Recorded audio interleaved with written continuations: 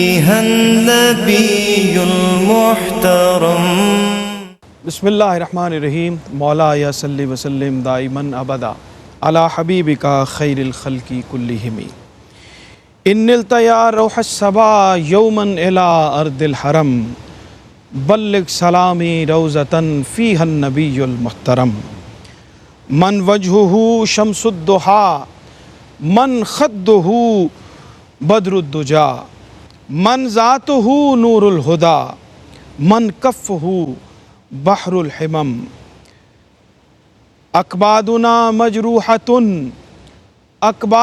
مجروحۃ فی سیف ہجر المصطفیٰ طوبی لأہلی بلدۃ فیہا النبی المحتشم یا رحمۃ للعالمین ادرک لزین العابدین یا رحمۃ للعالمین ادرک لزین العابدین محبوس عید الظالمی فی الموکبی والمزدحم۔ وارث علوم حسینی، چمنستان اہل بیت کے گل سرسبز اور سید الساجدین سید العابدین بیمار کربلا حضرت امام زین العابدین رضی اللہ تعالیٰ عنہ کی بارگاہ میں خراج عقیدت پیش کرنے کے لیے، نذرانہ عقیدت پیش کرنے کے لیے ARYQ-TV کی یہ خصوصی ٹرانسمیشن جس میں ہم سب حاضر ہیں۔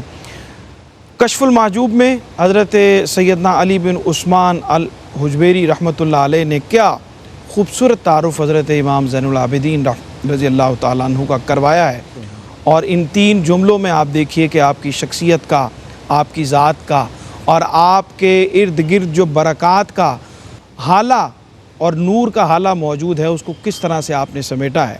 آپ فرماتے ہیں کہ حضرت امام زین العابدین رسول اکرم صلی اللہ علیہ وآلہ وسلم کی نبوت کے وارث ہیں اور اس امت کے چراغ ہیں۔ آپ سید مظلوم اور امام مرحوم ہیں، آپ زین عباد ہیں، رب کی بندگی کرنے والے لوگوں کا حسن اور اوتاد کی بزم کی شمع ہیں۔ پھر فرماتے ہیں کہ غوث، کتب، ابدال جہاں سے روشنی حاصل کرتے ہیں اس شمع کو حضرت امام زین العابدین کہتے ہیں۔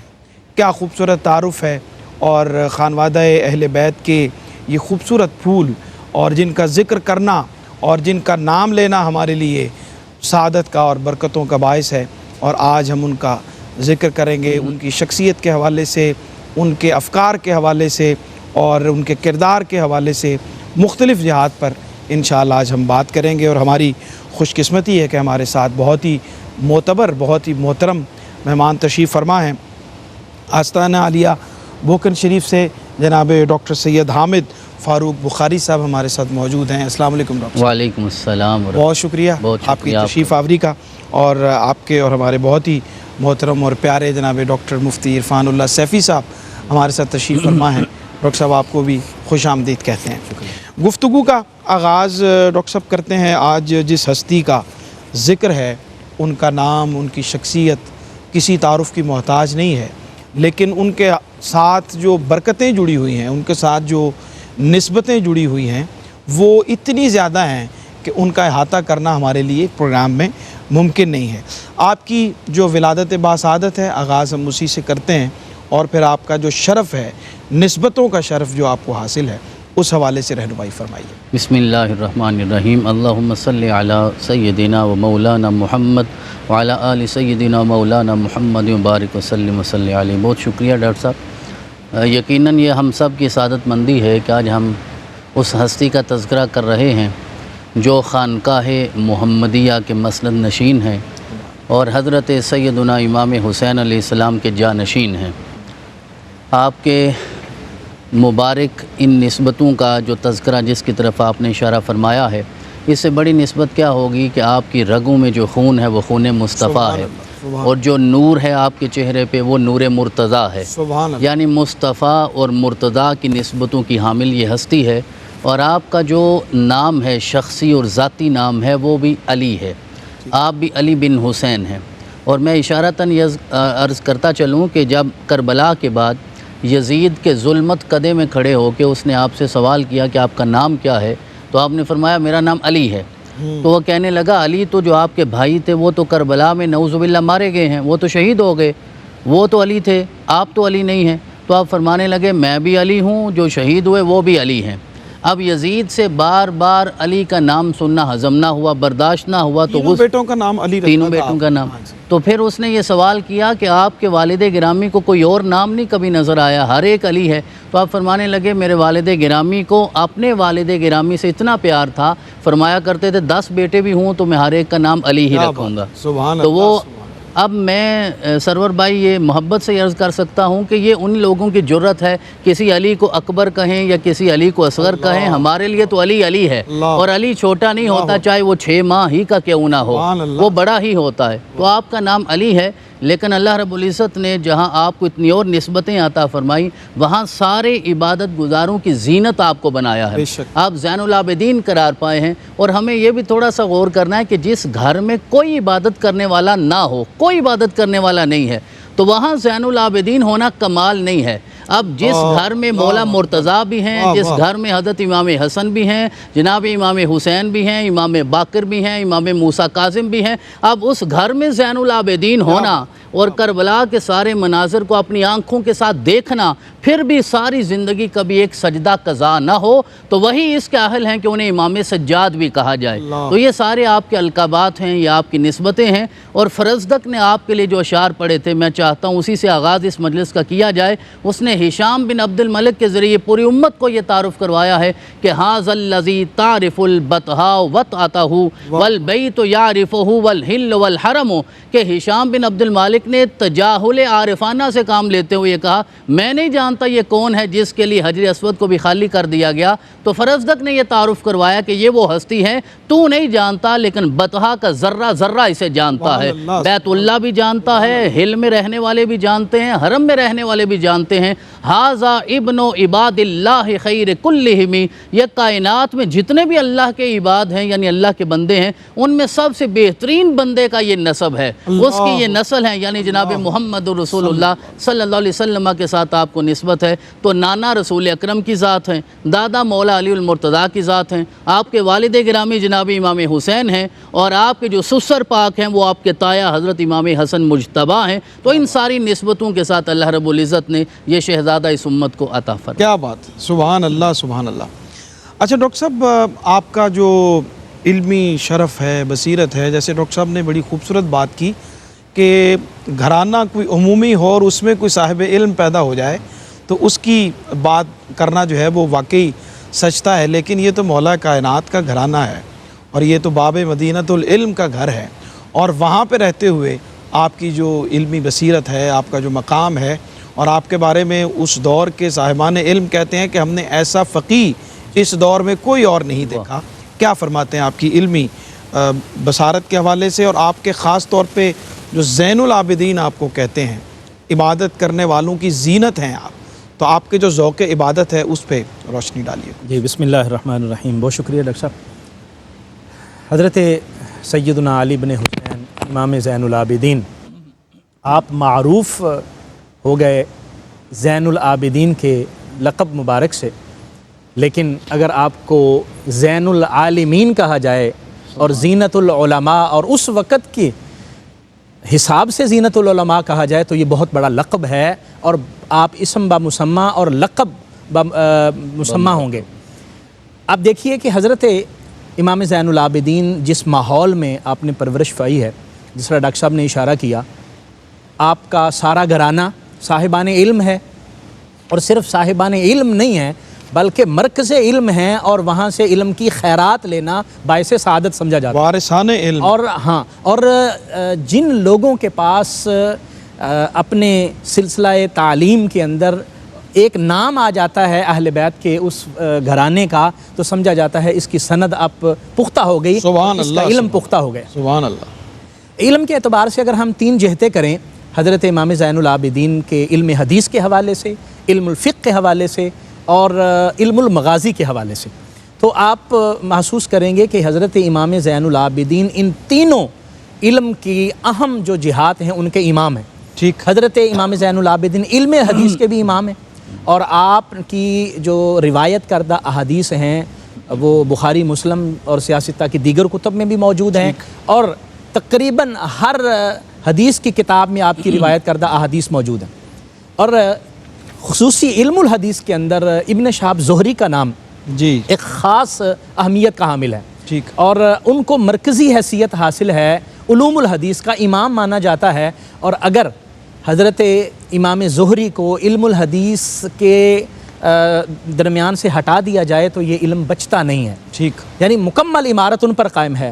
اور حضرت امام زہری کی مکمل عمارت حضرت امام زین العابدین پر قائم ہے، یعنی ان کی مکمل سند وہاں سے ہے، اور ساری علم کی خیرات اور خاص طور پر علم حدیث کی خیرات ان سے ہے.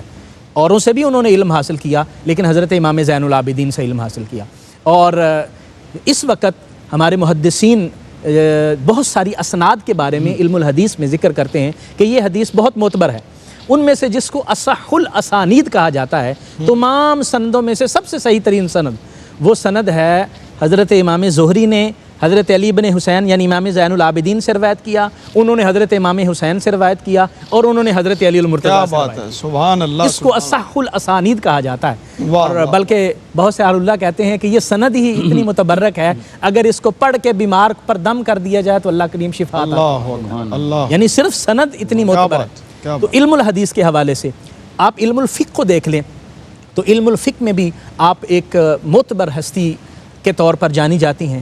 حضرت امام زہری سے ہی روایت ہے، وہ فرماتے ہیں کہ ہم صاحب بیٹھے ہوئے تھے، ساتھی جو آپ کے شاگرد تھے، اور ہم ذکر کر رہے تھے روزے کے حوالے سے کہ روزہ جو ہے وہ بس فرض ہوتا ہے یا نفل ہوتا ہے، 2-3 اس کی قسمیں ہوتی ہیں. آپ نے سن لیا، آپ نے فرمایا اور میرے تلامذہ روزے کی صرف 2-3 قسمیں نہیں ہوتی، روزے کی 40 قسمیں ہوتی ہیں. اللہ. اور وہ حیران ہو گئے کہ حضور 40 قسمیں؟ آپ نے فرمایا ہاں. تو عرض کرنے لگے کہ حضور آپ ذرا ارشاد فرما دیں. آپ نے پھر مکمل فرمائی، فرمایا 10 روزوں کی قسمیں واجب ہیں، اور ان میں 11 ایسے روزے ہیں جو رکھنے حرام ہیں، اور پھر باقی جو اقسام ہیں آپ نے تفصیل سے بیان فرمائی. اور پھر آگے جو تیسری قسم علم کی میں نے عرض کی ہے وہ علم المغازی ہے، جس کو بعد میں علوم السیرہ کا نام دیا گیا، اور سیرت النبی صلی اللہ علیہ وسلم کے علم کے طور پر اس کا آگے تعارف ہوا. علم المغازی میں حضرت امام زین العابدین فرماتے ہیں کننا نعلم المغازیہ کما نعلم سورۃ من القرآن. ہم علم المغازی ایسے سکھاتے ہیں جیسے ہم قرآن کی سورت سکھاتے تھے. یعنی علم المغازی آپ سیرت النبی صلی اللہ علیہ وسلم کے علم کی بنیاد آپ حضرت امام زین العابدین رضی اللہ تعالی عنہ وہاں سے ملتی ہے، اور اس گھرانے سے ہمیں خیرات ملتی ہے. آپ علم کے دیگر پہلو کو آپ دیکھ لیں. علم الادب ہے، ابھی آپ نے آپ کی ایک نعت کا چند اشعار آپ نے پڑھے، آپ اور آپ کے جو شاعری کے حوالے سے آپ دیکھ لیں. گویا علم کے بہت سارے جو پہلو ہیں اور جہات ہیں ان کو دیکھتے جائیں تو حضرت امام زین العابدین ایک خاص شان سے ہمیں نظر آتے ہیں، اور واقعتاً محسوس ہوتا ہے کہ باب مدینۃ العلم سے جو خیرات انہوں نے حاصل کی ہے اس میں آپ ایک انفرادی شان رکھتے ہیں. کیا بات ہے. ناظرین کرام، چھوٹا سا وقفہ ہے. آپ کے علم و فضل کے حوالے سے ابھی ہم نے بات کی، اور ابھی خاص طور پہ جو آپ کو عبادت کرنے والوں کی زینت کا لقب آپ کو دیا گیا اور آپ اس حوالے سے خاص طور پہ جانے جاتے ہیں، اس پہ انشاءاللہ ہم بات کرتے ہیں. اور آپ نے اب علم کی بات ہو رہی ہے تو آپ نے اپنے اقوال میں یہ فرمایا کہ جس نے اپنے حاصل کردہ علم کو چھپایا اور اس کو آگے نہ پہنچایا، وہ علم اس کے لیے قیامت کے دن نقصان کا سبب ہوگا، وہ اس کے لیے نفع کا باعث نہیں ہوگا بلکہ نقصان کا سبب ہوگا. ہمارے ساتھ رہیے، لوٹتے ہیں ایک چھوٹے سے وقفے کے بعد. جی ناظرین، خوش آمدید کہتے ہیں وقفے کے بعد آپ کو. آج ہم سیدنا امام زین العابدین رضی اللہ تعالیٰ عنہ کی بارگاہ میں خراج عقیدت پیش کر رہے ہیں. ان کی سیرت و کردار کے حوالے سے بات کر رہے ہیں، اس کے مختلف گوشوں سے جو نور کی کرنیں نکل رہی ہیں اس سے ہم بھی کچھ روشنی حاصل کرنے کی کوشش کر رہے ہیں. ڈاکٹر صاحب، آپ کا جو جب میں نے قول بھی حضرت سیدنا علی بن عثمان الحجویری رحمۃ اللہ علیہ کا، آپ نے فرمایا کہ آپ جو ہیں وہ زینت ہیں، عبادت کرنے والوں کی زینت ہیں. تو آپ کا جو ذوق عبادت ہے، اور آپ کو سید السجاد کہتے ہیں اور زین العابدین کہتے ہیں، اس حوالے سے کچھ ارشاد فرمائیے. میں جب یہ بات شروع کرنے لگتا ہوں نا جی، تو مجھے ابھی یہ فیصلہ نہیں میں کر پا رہا کہ میں آپ کو ڈاکٹر صاحب کیا کہ مخاطب کروں یا سرور بھائی کہوں. تو مجھے اپنائیت جو ہے نا وہ سرور بھائی میں زیادہ ہے. تو میں چاہتا ہوں اس چاہت کے ساتھ ہی ہم اس بات کو آگے بڑھائیں. بسم اللہ. تو درست فرمایا ہے حضور داتا صاحب نے. دیکھیے، بات سمجھنے والی یہ ہے کہ ابھی وہ 72 سر کٹے ہوئے نیزوں پہ سواری کر رہے ہیں. جب میت کو دفن کر دیا جائے تو پھر تو مرہم سب کو مل جاتا ہے اور زخم مندمل ہو جاتے ہیں اور راحت اور صبر نصیب ہو جاتا ہے. لیکن جب سے کربلا سے چلے کوفہ آئے, کوفہ سے سفر طے کیا, دمشق تک پہنچے, جتنا بھی اس میں وقت گزرا ہے, کہیں یہ بیان کیا گیا کہ 2 ماہ لگے ہیں. تو حضرت سیدنا امام زین العابدین علیہ السلام آپ ارشاد فرماتے ہیں کہ اس سارے سفر میں نہ میری اور نہ میری پھوپھی حضرت سیدہ زینب کی ایک تہجد بھی قضا نہیں ہوئی. بجائے اس کے کہ ہم فرض نمازوں کی بات کریں, آپ کی تہجد بھی قضا نہیں ہوئی. اور ہمارا حال یہ ہے کہ اگر کسی گھر میں کوئی حادثہ واقعہ ہو جائے اور میت جوان سامنے پڑی ہو تو ہمیں نہ سجدہ یاد ہوتا ہے نہ صبر یاد ہوتا ہے. ان ہستیوں نے میدان کربلا میں جو تکلیفیں انہوں نے سہی ہیں, جو مصائب انہوں نے برداشت کیے, یہ ان کا حوصلہ تھا. لا یکلف اللہ نفسا الا وسعها. میرے رب نے کسی کو آج تک آزمایا ہی نہیں جو اس کی وسعت سے زیادہ ہو. اگر حضرت امام حسین علیہ السلام کی وسعت سے زیادہ امتحان ہوتا تو میرا رب نہ آزماتا. اس کا مطلب یہ سارا امتحان جناب حسین کی وسعت کے عین مطابق تھا. وہ کر گئے یہ سارے کام. ہمارے لیے انہوں نے یہ پیغام چھوڑا ہے. دیکھیے حسین وہ ہیں کہ انہوں نے لہراتی ہوئی تلواروں کے سائے میں بھی سجدہ کار کے زمانے کو سجدہ قائم رکھنے کا پیغام دیا ہے. اب اس ہستی کا جو جانشین ہے, یہ کیسے ممکن ہے؟ ہم نے کربلا صرف سنا ہے یا پڑھا ہے یا ہم تصور میں لے کے آئے ہیں. جناب زین العابدین نے سامنے دیکھا ہے. آپ نے والد گرامی کا سجدہ بھی دیکھا ہے. 23 سال کی عمر ہے آپ کی, اور آپ نے والد گرامی کا سجدہ بھی دیکھا ہے, اور آپ نے دادا حضور کا سجدہ بھی دیکھا ہے. وہ سجدہ جس کے لیے مولا کائنات نے کہا اس وقت تک دوسرا سجدہ نہیں کرتا جب تک وہ نقاب اٹھا کے اپنا دیدار نہیں عطا فرما دیتا. تو آپ نے کبھی سجدہ قضا نہیں ہونے دیا. تو فرض نماز تو فرض رہی, نوافل کی کثرت کا حال یہ تھا کہ حضرت سیدنا امام مالک رحمۃ اللہ علیہ ارشاد فرماتے ہیں کہ میں نے خود دیکھا ہے کہ حضرت سیدنا امام زین العابدین علیہ السلام ایک رات اور دن میں 1000 نوافل ادا کیا کرتے تھے. 1000 نوافل, یہ شاید کہنا آسان ہے, آپ نے وہ کیا ہے کیونکہ انہیں سکون اور لذت نصیب ہوتی تھی نا سجدہ کرنے میں. کیونکہ اللہ کریم نے ارشاد فرمایا یا ایھا الذین آمنوا استعینوا بالصبر والصلاۃ. تو آپ نے صبر بھی حاصل کرنا تھا, استعانت لینی تھی, کربلا کے ان منازل کو سامنے رکھنا تھا. تو میرے رب نے ارشاد فرمایا کہ نماز میں آ جاؤ, میں تمہیں صبر عطا فرماؤں گا. تو یوں لگتا ہے کہ شاید کربلا کے بعد آپ کی ساری زندگی سجدے میں ہی گزری ہے. جب 24 گھنٹوں میں 1000 رکعات نفل پڑھنے ہوں تو پھر کون سا اور وقت میسر آئے گا؟ جس طرح ڈاکٹر صاحب نے فرمایا علم کا کام بھی ہو رہا ہے. اب یہ وہ خاندان ہے جس کے بارے میں کبھی کبھی یہ بات بھی لوگ کرتے ہیں, حضرت سیدنا امام علی اکبر کا تذکرہ ہو, ان کا تذکرہ ہو تو ہم کہتے ہیں کہ انہیں شجاعت ملی ہے تو بنو ثقیف سے ملی ہے, فلاں حسن ملا ہے تو بنو کلاب سے ملا ہے. مجھے لگتا ہے یہ بھی اس خاندان کے شان نہیں ہے. جسے جو کچھ ملا ہے اس خاندان کے صدقے ملا ہے, یہ کہیں اور سے نہیں کچھ لے کر آئے, ان کے صدقے اللہ نے ان کو عطا فرمایا. تو آپ شجاعت کی بات ہو, سخاوت کی بات ہو, عبادت کی بات ہو, زہد و ورع کی بات ہو, علم کی بات ہو, اللہ کریم نے سب کچھ اس گھر کو عطا فرمایا. تو آپ کو زین العابدین کیوں کہا جاتا ہے, اس کا ایک اور اینگل ہے سمجھنے کے لیے کہ آپ نے خود ارشاد فرمایا انی اکرہ ان اعبد اللہ ولا غرض لی الا ثوابہ. آپ فرماتے ہیں میں ناپسند کرتا ہوں کہ میں اللہ کی عبادت صرف اس کا ثواب حاصل کرنے کے لیے کروں. اگر ایسا ہوگا فاکون کالعبد الطامع, تو اس طرح تو میں پھر لالچی بندہ بن جاؤں گا نا جو ثواب لینے کے لیے اور جنت کے لیے سب کچھ کر رہا ہے. وَإِنِّي أَكْرَهُ أَنْ أَعْبُدَ اللَّهَ لِخَوْفِ عَذَابِهِ, اور اس لیے بھی ناپسند کرتا ہوں کہ میں اس کے عذاب کے ڈر سے عبادت کر رہا ہوں. فَأَكُونَ كَالْعَبْدِ السُّوءِ, تو اس طرح تو میں عبد سو بن جاؤں گا. پھر کسی نے عرض کیا حضرت پھر آپ اتنی عبادت کرتے کیوں ہیں؟ تو آپ نے فرمایا أَعْبُدُهُ لِمَا هُوَ أَهْلُهُ, میں صرف اس لیے عبادت کرتا ہوں کہ وہ اہل ہے عبادت کے, وہ لائق عبادت ہے, محتاج عبادت نہیں ہے, وہ لائق عبادت ہے کہ اگر سجدہ کرنا ہے تو صرف وہی مسجود ہے, اگر عبادت کرنی ہے تو وہی معبود ہے. اور آپ نے واضح فرما دیا کہ عبادت الاحرار لا تکون الا شکرا للہ, کہ آزاد بندوں کی عبادت صرف اللہ کا شکر ادا کرنے کے لیے ہونی چاہیے, نہ اس کے خوف سے نہ جنت کی رغبت سے, تو صرف اللہ کا شکر ادا کرنے کے لیے. تو آپ نے لمحہ لمحہ سجدہ کیا ہے تو صرف اس لیے کہ وہ راضی ہو جائے. کیا بات, سبحان اللہ سبحان اللہ.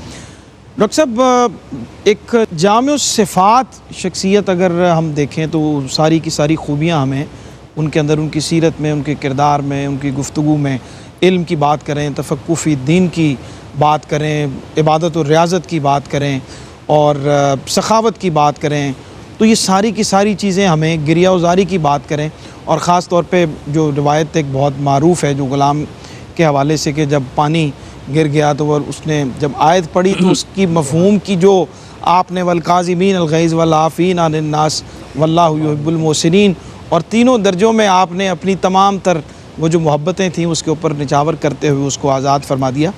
آپ کی جو سیرت و کردار کے یہ جو پہلو ہیں اور یہ جو جامع الصفات آپ کی شخصیت ہے، کچھ نمایاں پہلو آپ بھی اس پہ ارشاد فرمائیے کچھ۔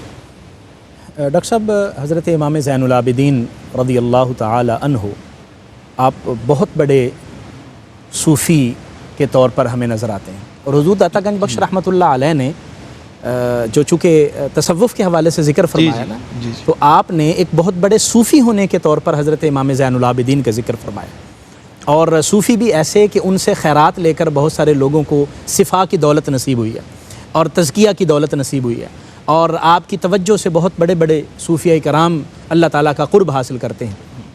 اور حضرت امام احمد رضا رحمۃ اللہ علیہ نے جو شجرہ ترتیب دیا اور اشعار لکھے، اس میں بڑا معروف شعر ہے کہ سید سجاد کے صدقے میں ساجد رکھا میں علم حق دے باقر علم الہدا کے واسطے، تو یعنی آپ کا واسطہ دے کر اللہ سے سجدہ کی توفیق مانگنا، یہ اہل اللہ کا ایک طریقہ رہا ہے۔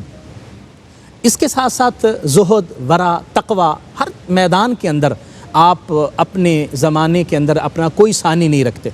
آپ اپنے اخلاق کو اگر دیکھیے تو اللہ تعالیٰ نے اخلاق کا وہ پیکر آپ کو بنایا ہے کہ اہل بیت اطہار کا وہ وتیرہ رہا ہے۔ نبی کریم صلی اللہ علیہ وسلم کے اخلاق کے پیکر حضرت امام زین العابدین ہمیں اس وقت نظر آتے ہیں، اور آپ ایک جگہ پر تشریف لے گئے، نماز پڑھی، مسجد میں نماز پڑھ کے نکل رہے تھے، ایک شخص نے بڑی عجیب سی گفتگو کی اور آپ کی بے ادبی کی، اور آپ کے خادم جو ہے اس کو پکڑنے لگے اور اس کو سرزنش کرنے لگے۔ آپ نے فرمایا نہیں، رک جاؤ، ٹھہر جاؤ، پاس بلایا، بھئی کیا بات ہے، کوئی میری وجہ سے آپ کو تکلیف ہوئی ہے، میرا خیال ہے کوئی ایسا مسئلہ ہوا ہے، اور اس کو درہم اور دینار عطا فرما دیے۔ سبحان اللہ۔ ایک روایت میں 5000 درہم عطا فرما دیے، اور فرما کے آپ نے ارشاد فرمایا بھئی اگر کوئی تکلیف پہنچی ہو تو ہم معذرت خواہ ہیں، اور وہ شخص جو ہے وہ فوراً پکار اٹھا، میں گواہی دیتا ہوں کہ آپ اہل بیت اطہار کے افراد میں سے، یعنی علم اور اخلاق آپ کے اس قدر ہیں۔ اور جو لونڈی کا آپ نے واقعہ بیان کیا، ایسے بہت سارے واقعات ہیں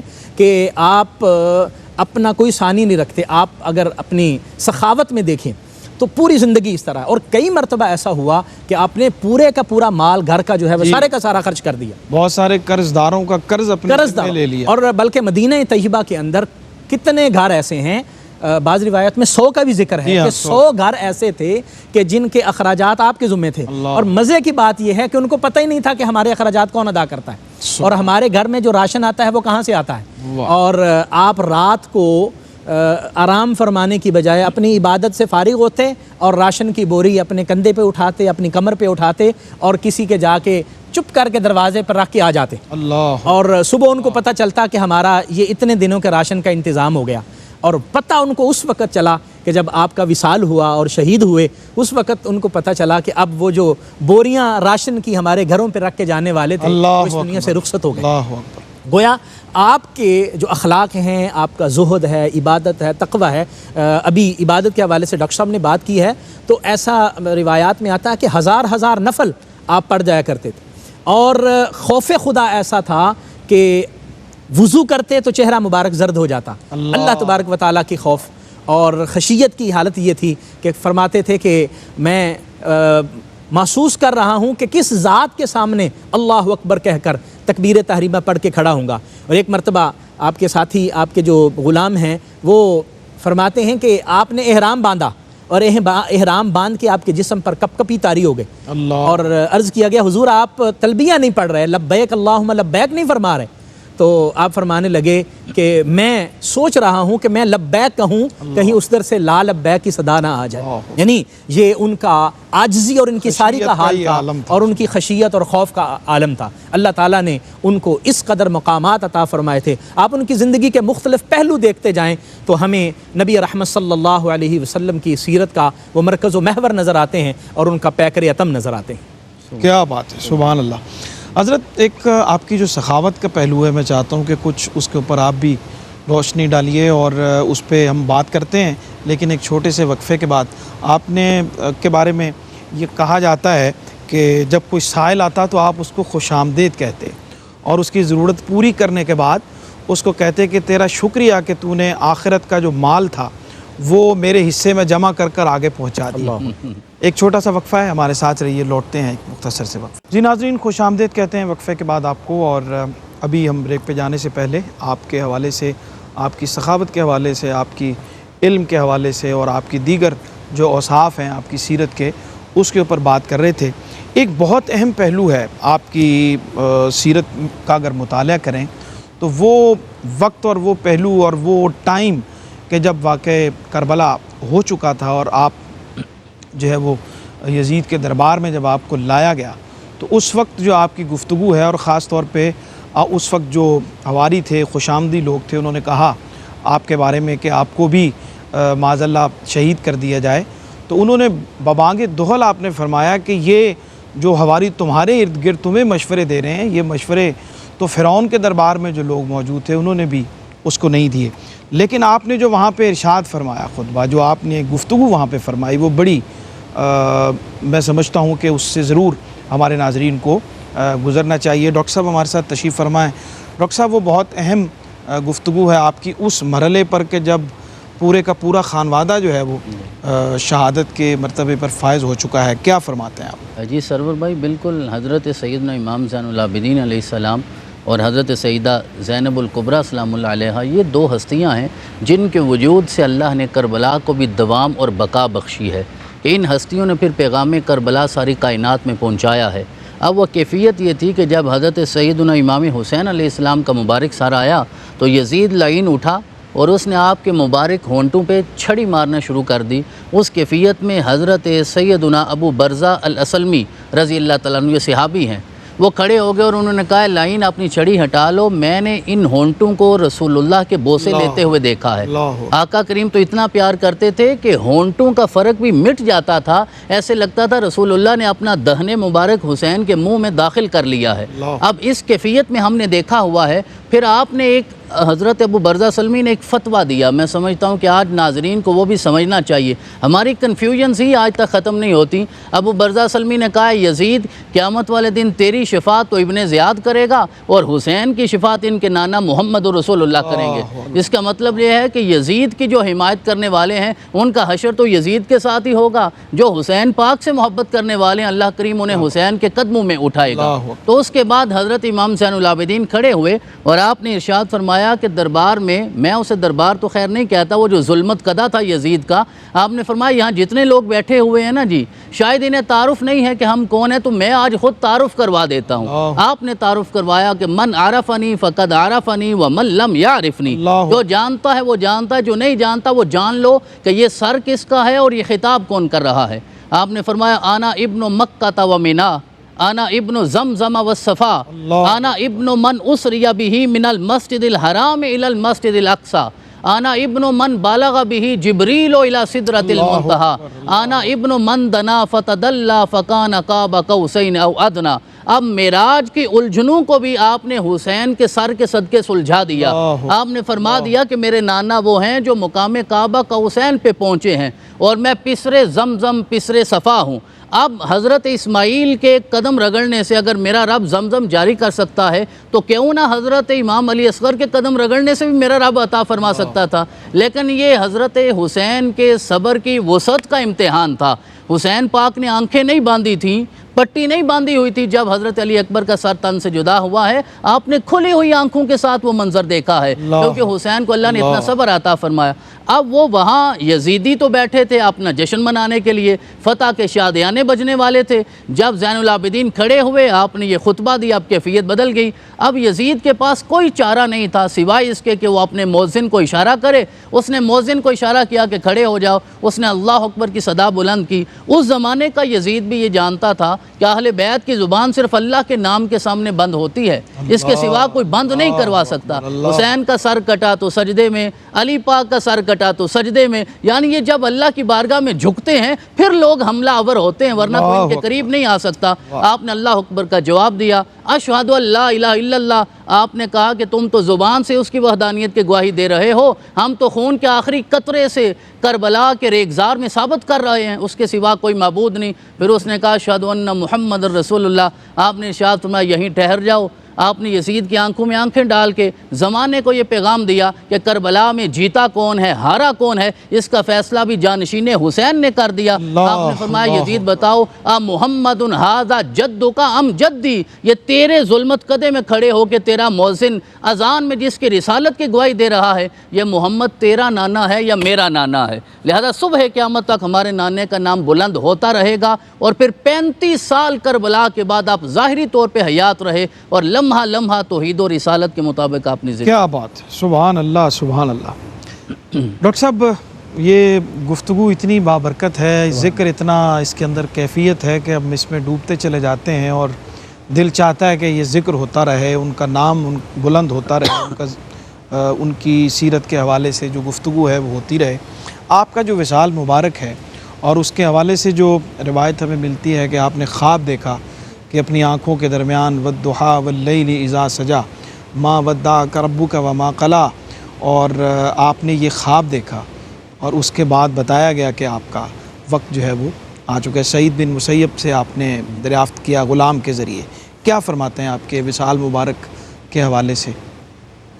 جی وصال مبارک آپ کا جس طرح کے معروف ہے اور کتب سیر ان کے لکھا ہوا ہے کہ آپ کو زہر دے کر شہید کیا گیا، اور اس وقت ولید بن عبد الملک نے یہ آپ کی بڑھتی ہوئی شہرت سے خوف زدہ ہو کر کہ لوگ جو ہے وہ آپ کی خدمت میں حاضر ہوتے ہیں اور آپ سے عقیدت و محبت رکھتے ہیں، اور یہ بالکل ان لوگوں کو واضح طور پر معلوم تھا کہ لوگوں کی تلواریں ظاہری ہمارے ساتھ ہیں لیکن دل ان کے ساتھ ہیں۔ اور حضرت داتا گنج بخش رحمۃ اللہ علیہ نے وہ جو واقعہ لکھا ہے ہشام بن عبد الملک کے حوالے سے کہ حرم پاک میں آپ کو تو جگہ دے دی لوگوں نے حجر اسود کو بوسہ دینے کے لیے، لیکن اس کو جگہ نہیں ملی۔ ان کو یہ بالکل واضح تھا، اور اصل میں وہ یہ سمجھتے تھے کہ یہ ہماری سیاسی طور پر جو ہے وہ ہمیں کسی نہ کسی جگہ پر نقصان پہنچائیں گے۔ آپ چھوڑ چکے تھے سب کچھ، اور فقط علم، عبادت اور یہ ساری چیزیں، تبلیغ، یہ آپ کا مشن تھا اور آپ اسی پر تھے، لیکن ظاہر بات ہے کہ انہوں نے یہ سمجھا اور آپ کو زہر دے دیا گیا۔ اور آپ جب آخری آپ کا وقت تھا، روایات میں آتا ہے کہ 94 ہجری اور بعض نے 95، یعنی 90 ہجری سے لے کر 100 ہجری کے مختلف اقوال ہیں آپ کی شہادت کے حوالے سے۔ تو آپ جب اس دنیا سے رخصت ہو رہے تھے تو آپ فرماتے ہیں کہ اللہ تعالیٰ کا شکر ہے کہ میرے جو خاندان کو اللہ تعالیٰ نے سعادتیں عطا فرمائی ہیں، میرے دادا کو اللہ تعالیٰ نے شہادت نصیب فرمائی، میرے والد کو اللہ نے شہادت عطا فرمائی، میرے چچا کو شہادت نصیب ہوئی، اور میرے کزن جتنے تھے، خالہ زاد، پھوپھی زاد، سب کو اللہ تعالیٰ شہادت عطا فرمائی، اور میں جو ہے وہ رہ گیا تھا، اللہ تعالیٰ نے مجھے بھی شہادت الحمدللہ عطا فرمائی۔ تو آپ اس دار فانی سے کوچ فرماتے ہیں اور اپنے پیچھے علم کی خیرات چھوڑ کے جاتے ہیں، تقویٰ کی خیرات چھوڑ کے جاتے ہیں، اور لوگوں کے لیے ایک ایسی وراثت علم اور تقویٰ کی عطا فرما کے جاتے ہیں کہ جو رہتی دنیا تک لوگوں کے لیے فیض رسانی کا ذریعہ بنی رہے گی۔ اللہ۔ اور آپ جب اس دنیا سے رخصت ہوئے اور آپ کے جو شاگرد تھے ان میں حضرت ابن شہاب زہری جیسی شخصیات اور اس وقت کے بڑے بڑے صوفیاء کرام کے نام آتے ہیں، اور وہ فرمایا کرتے تھے کہ ان سے بڑا ہم نے کوئی عبادت گزار نہیں دیکھا، ان سے بڑا کوئی متقی پرہیزگار نہیں دیکھا، اور آپ کی تعلیمات کو بیان کرتے ہوئے فرماتے ہیں کہ آپ خاص طور پر صحبت کے حوالے سے بہت زیادہ زور دیا کرتے تھے، اور آپ اپنے شاگردوں کو اور مریدین اور جو بھی عقیدت مند حاضر ہوتے تو ان کو فرمایا کرتے تھے کہ اپنی صحبت کو پاک رکھنا، اور فرماتے تھے کہ 5 لوگوں کی صحبت میں نہیں بیٹھنا، ایک فاسق، ایک بخیل، ایک جھوٹا، ایک احمد، اور ایک قطع تعلقی کرنے والا شخص، ان کی صحبت سے بچ کے رہنا۔ اور پھر آپ نے ان کی وجوہات بھی بیان فرمائیں کہ ان کی کیا وجہ ہے۔ یہ روایت حضرت امام باقر رضی اللہ تعالی عنہ سے ہے کہ والد محترم بتایا کرتے تھے کہ یہ اس طرح کے کام کیا کیجئے، اور آپ ان چیزوں سے ہمیں روکا کرتے تھے۔ اور اللہ تبارک و تعالیٰ نے آپ کو 11 بیٹے عطا فرمائے، 9 صاحبزادیاں عطا فرمائیں، اور الحمدللہ اس میں ایسے ایسے نام ہیں آپ کی اولاد میں کہ جو بڑے بڑے آئمہ کے استاذ ہیں اور آئمہ کے شیخ ہیں، جس طرح حضرت امام جعفر صادق رحمۃ اللہ علیہ امام ابو حنیفہ رحمۃ اللہ علیہ کے استاد بنتے ہیں. یعنی امام ابو حنیفہ بہت بڑا علم کا نام ہے، اور ان کو جو خیرات ملتی ہے وہ بھی اہل بیت اطہار کے گھر سے ملتی سبحان ہے. اللہ. اور حضرت امام باقر ان کے بھی وہ استاد ہیں، امام اعظم ان کے بھی شاگرد ہیں. جی. تو بہت ساری جو نسبتیں ہیں وہ اگر ان کو اکٹھا کیا جائے حضرت امام زین العابدین رضی اللہ تعالی عنہ میں وہ ہمیں دکھائی دیں گے. ڈاکٹر صاحب پیغام آج کی اس گفتگو کی روشنی میں عطا فرمائی. جی سرور بھائی، میں یہی عرض کروں گا کہ حضرت سیدنا امام زین العابدین علیہ السلام کا پیغام یہی ہے کہ جب آپ وضو کرنے کے لیے تشریف لے جایا کرتے تھے تو آپ کے چہرے کا رنگ بدل جاتا تھا اور جسم پہ کپ کپی طاری ہو جاتی، اور جب کوئی سوال کرتا کہ حضرت آپ کی یہ کیفیت اچانک سے کیوں ہو گئی، تو آپ نے جو ارشاد فرمایا وہی حضرت امام زین العابدین کی ساری زندگی کا پیغام ہے. آپ ارشاد فرماتے اتدرون ما بین یدی اقوم، کیا تم جانتے نہیں ہو کہ میں کس کی بارگاہ میں حاضر ہونے والا ہوں؟ وہ صرف دنیا کا بادشاہ نہیں ہے، وہ سارے بادشاہوں کا بادشاہ ہے، وہ احکم الحاکمین ہے. جب اتنی بڑی ہستی، جس جملے سے میں نے آغاز کیا تھا گفتگو کا، جو خانقاہ محمدیہ کا جانشین ہے، بڑی بڑی خانقاہیں زمانے میں محمد رسول اللہ سے بڑی کوئی خانقاہ نہیں، اس خانقاہ کا جانشین ہے اور حسین کا مسند نشین ہے. وہ بھی جب احکم الحاکمین کی بارگاہ میں جاتا ہے تو کانپنے لگتا ہے. جب تک ہمارے اندر وہ عبادت کی لذت پیدا نہیں ہوگی تو ان ہستیوں کے ساتھ پھر محبت کا حق ادا کرنا یہ مشکل ہے. بالکل ٹھیک ہے ڈاکٹر صاحب، آپ بھی ایک ون لائنر عطا فرما دیں کوئی. جی، عبادت آپ کا جو خاص طرح امتیاز ہے، اور خاص طور پر جن لوگوں کے نام ساجد، سجاد، زین العابدین یا اس طرح کے نام ہیں، ان کو تو یہ لاج رکھنی چاہیے کہ حضرت امام زین العابدین کی سیرت و کردار پر عمل کریں، اور ہم جو ان سے منسوب ہونے کو اپنے لیے باعث سعادت سمجھتے ہیں تو ان کی جو علمی خیرات ہے اس کو بھی حاصل کریں، اور جو ان کی تربیت ہے اس کو بھی حاصل کریں. بہت شکریہ، بہت شکریہ جناب ڈاکٹر سید حامد فاروق بخاری صاحب، آپ کی تشریف آوری کا. جناب ڈاکٹر عرفان اللہ سیفی صاحب، آپ کی تشریف آوری کا بے حد شکریہ. آپ سے پوچھا گیا کہ لوگوں میں سب سے زیادہ نقصان دہ کون ہے، تو آپ نے فرمایا کہ جو دنیا کو اپنے لیے نقصان دہ نہیں سمجھتا وہ سب سے زیادہ نقصان دہ ہے. اور پھر فرمایا کہ دنیا میں لوگوں کے کو سردار جو ہیں وہ سخی ہیں، اور قیامت والے دن جنت کے اندر جو سردار ہیں وہ علماء ہیں، کیونکہ علماء انبیاء کے وارث ہیں. اور آپ کس طرح کے بہت سے ایسے اقوال ہیں کہ جس سے سیرت و کردار کو سنوارا جا سکتا ہے، نکھارا جا سکتا ہے. حضرت خالد احمد، چونکہ اہل علم کی مجلس تھی اور بہت خوبصورت گفتگو ہوئی، تو میرا دل چاہ رہا ہے کہ ان کے 2-3 اشعار میں آپ کی خدمت میں عرض کرتے ہوئے اجازت لوں کہ اے لب گرفتگی وہ سمجھتے ہیں پیاس ہے، اے لب گرفتگی وہ سمجھتے ہیں پیاس ہے، یہ خستگی تو اہل رضا کا لباس ہے، یہ خستگی تو اہل رضا کا لباس ہے. اے تشنگی یہ حسن محبت کے رنگ ہیں، اے چشم نم یہ قافلہ اہل یاس ہے. سایہ ہے سر پہ چادر صبر و صلات کا، سایہ ہے سر پہ چادر صبر و صلات کا، بادل کی آرزو ہے نہ بارش کی آس ہے. تاج سر نیاز کا حالہ ہے رفتگی، آہ امام دل زدگاں آس پاس ہے، آہ امام دل زدگاں آس پاس ہے. ڈاکٹر سرور حسین نقشبندی کو اجازت دیجیے، اللہ نے کے بعد.